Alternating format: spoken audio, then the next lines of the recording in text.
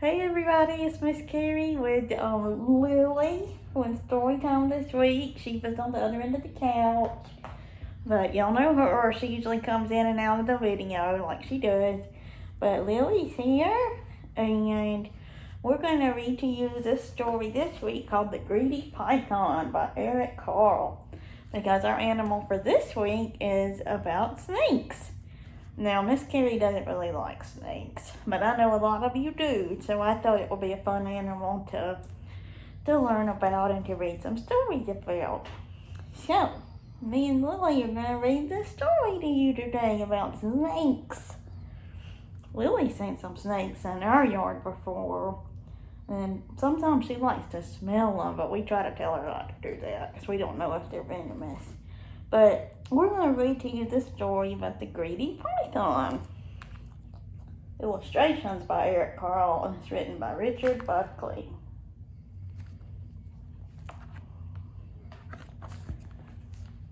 Half hidden in the jungle green, the biggest snake there's ever been wound back and forth and in between. And he kind of blends in with the leaves, doesn't he? The giant snake was very strong and very, very long. He had a monstrous appetite. His stomach stretched from left to right.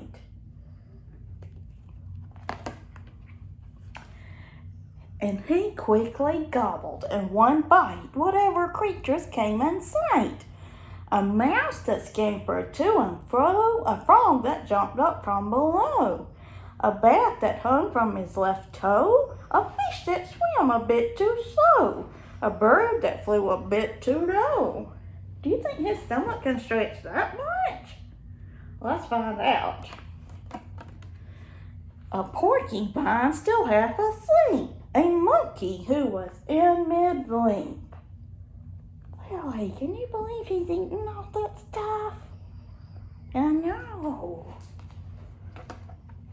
A leopard sitting in a tree, a buffalo who came to see. Good gracious.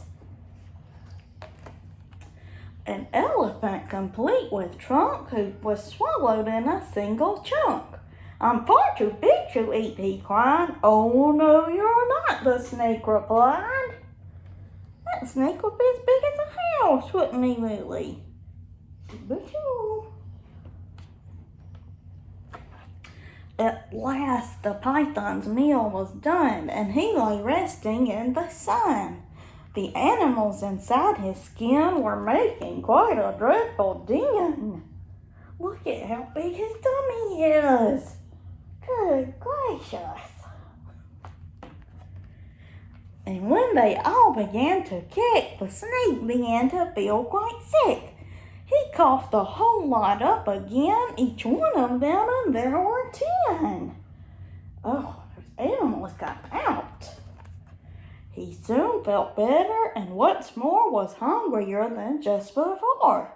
He hadn't learned a single thing. His greed was quite astonishing.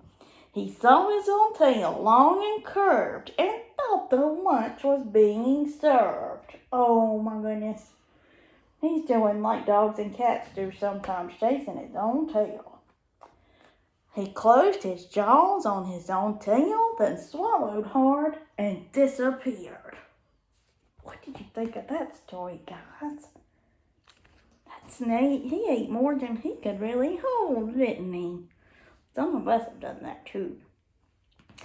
So that's our story for the week about the Greedy Python.